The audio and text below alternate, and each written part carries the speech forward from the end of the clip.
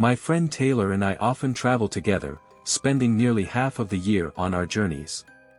We always prefer to avoid big cities and seek out remote and ancient villages. Throughout our travels, we've encountered many villages and towns, but there's one I must mention. Rather than calling it a village, it's more like a vast graveyard where almost no scent of the living can be detected, only tombstones as far as the eye can see. The entrance to the village is broad, with large expanses of dried-up grassland which, even under the winter sun, doesn't seem joyful. Beside the grassland is a rugged path wide enough for two, with graves on the other side. Some graves are cobbled together with weeds and dry branches forming triangular supports, others are marked by crumbling stone steels. Occasionally, the sound of the wind passes by, and the sun feels more intense, yet I feel colder. Eventually, I see a person, an old man staggering towards us. "Old man, may I ask what this place is?" I ask, pulling Taylor along to approach. The old man, hunched and head down, is wearing a nearly faded sheepskin jacket, his hands hidden in his sleeves, and large black cotton pants on his lower body, stepping in heavy, round-mouthed cloth shoes. When he lifts his head, I'm startled. His nearly shriveled head with squinted triangle eyes and a face crisscrossed with crevices bears an indescribable expression of sorrow. His lips cracked open to reveal streaks of blood, and his dry, curly hair is filthy, sticking together in clumps. "This place is called Tomb Village," the old man says in a murky voice, as if speaking through water. "Tomb Village?" Taylor asks in surprise. The old man nods in affirmation.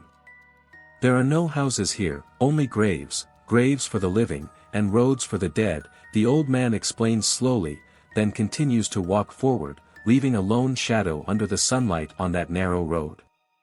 "Let's keep going, maybe we can find someone else to ask," Taylor suggests. After walking a few more meters, I can't resist looking back at the old man, but he's vanished. In such an open area, the old man has disappeared into thin air. No matter how much further we walk, all we see are heaps of graves, and strangely, none of the grave mounds have any offerings or signs of worship. Could they all be unattended graves? This village is vast, but we only ever see us two walking around, raising a question: where could we stay for the night? As the sky gradually darkens, the visible sources of light diminish. Suddenly, Taylor exclaims, pulling at me while pointing to the side. Following her direction, I see a grave.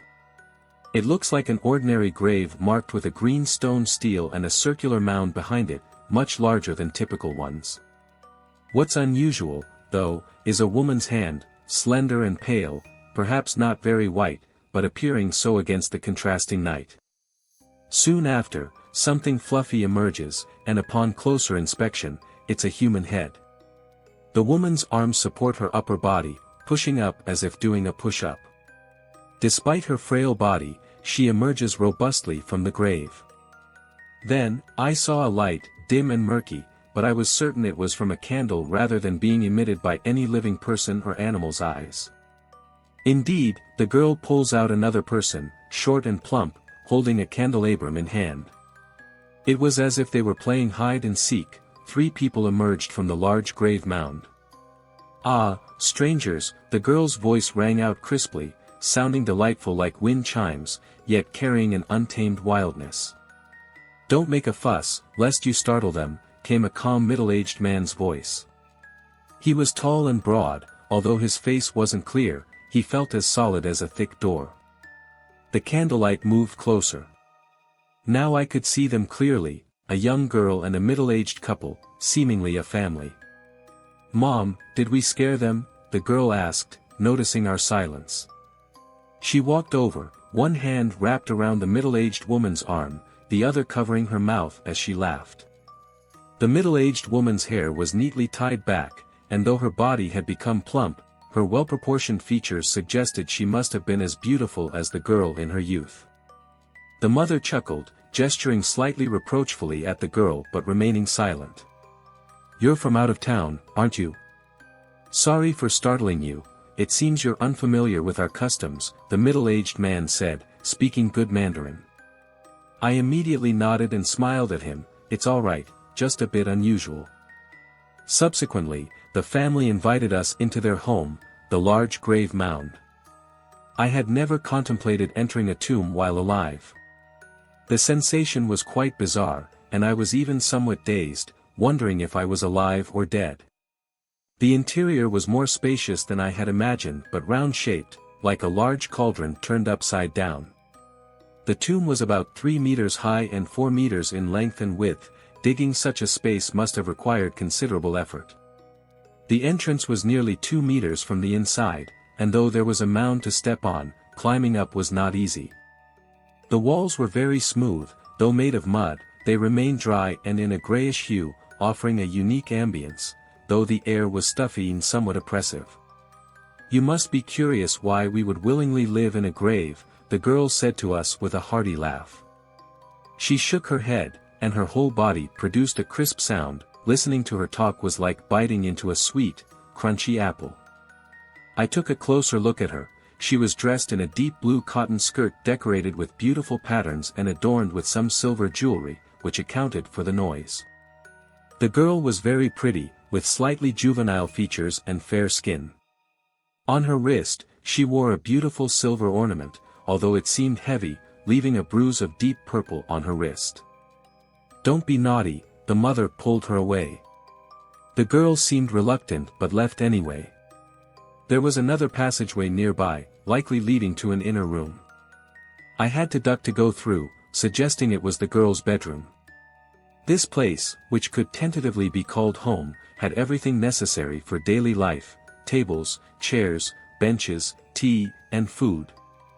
The man gave us 2 white sweets, the size of matchboxes, which seemed to be made of chocolate, and were very sweet. This place is called Tomb Village, home to many families like ours who all live in such graves. During these days, nobody goes out during the day, only coming out at night to get some air. We didn't expect visitors. We hope we didn't scare you. The middle-aged man, with a broad face and bushy eyebrows, a high nose, and a square mouth, had a heroic look, but his eyes carried a hint of sadness as if he were preoccupied with something. "Is there really nobody around during the day?" I asked. The man nodded affirmatively. That suddenly made me think of the old man, who was quite peculiar in his speech and appearance, disappearing on that road. "Why such strange rules?" Taylor asked curiously. I was also curious, but sometimes people might not want to tell you, meaning, if they're willing to share, they will without being asked. Sure enough, the man's face showed hesitation, as if weighing whether to explain.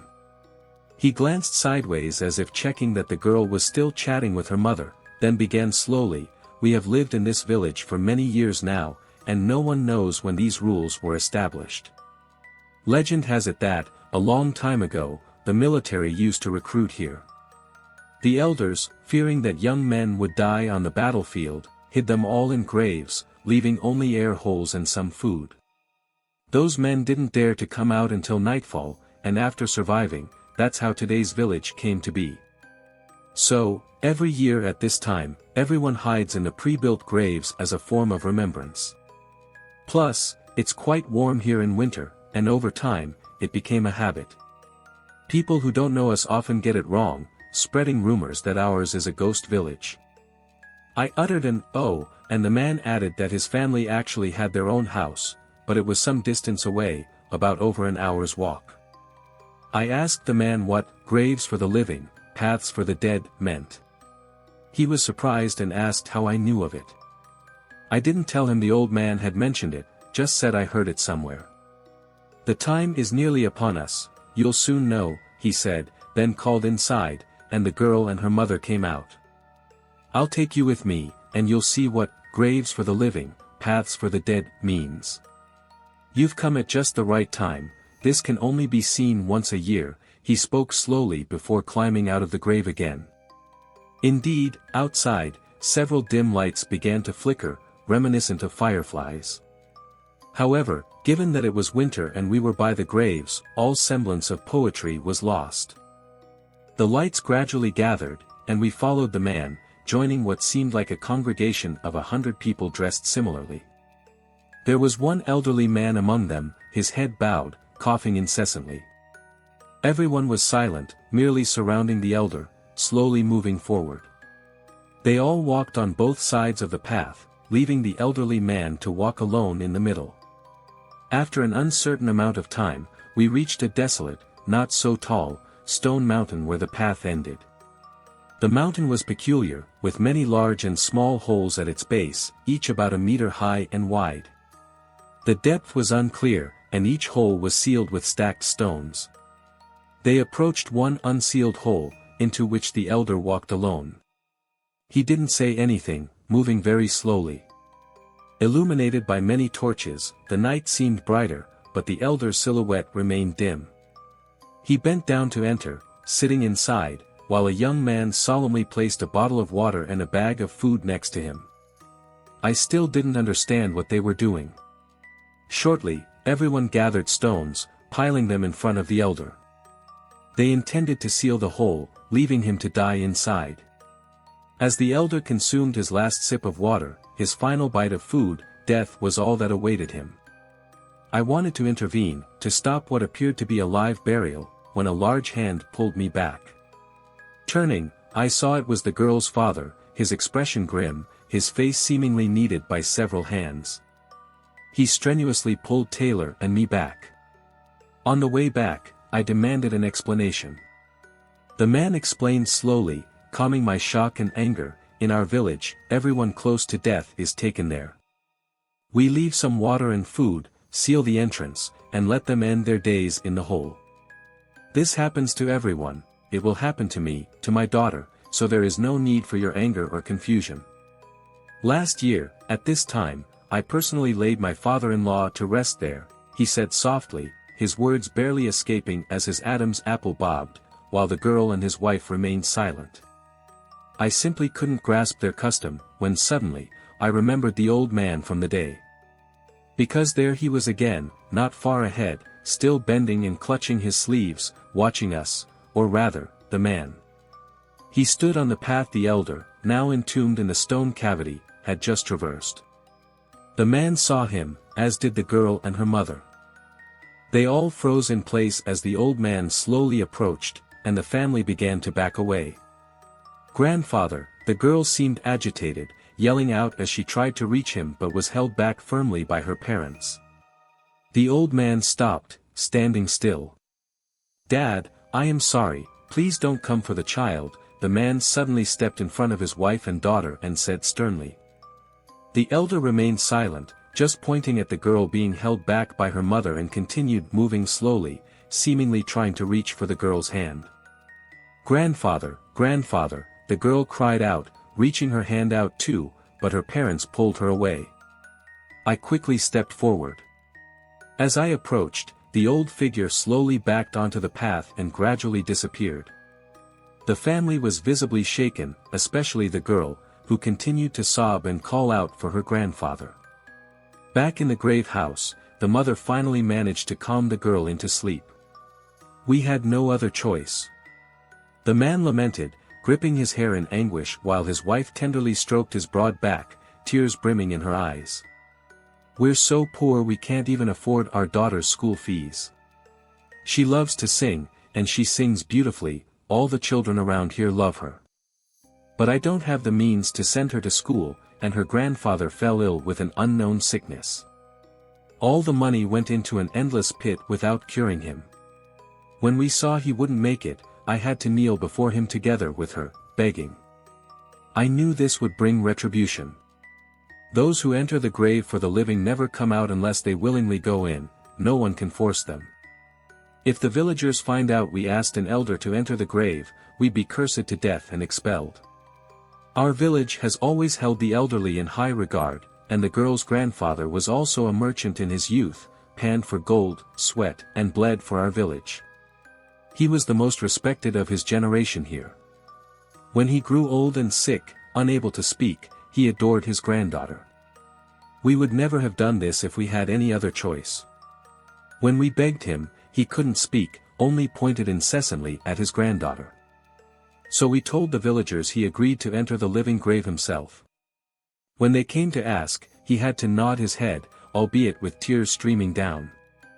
I personally built the stone wall for him. It's been a year, he couldn't possibly still be alive. I'm not afraid of anything else, just fearful he might take my daughter." The man broke down crying, embracing his wife. "Grandfather!" A sharp cry suddenly echoed from inside. We rushed in.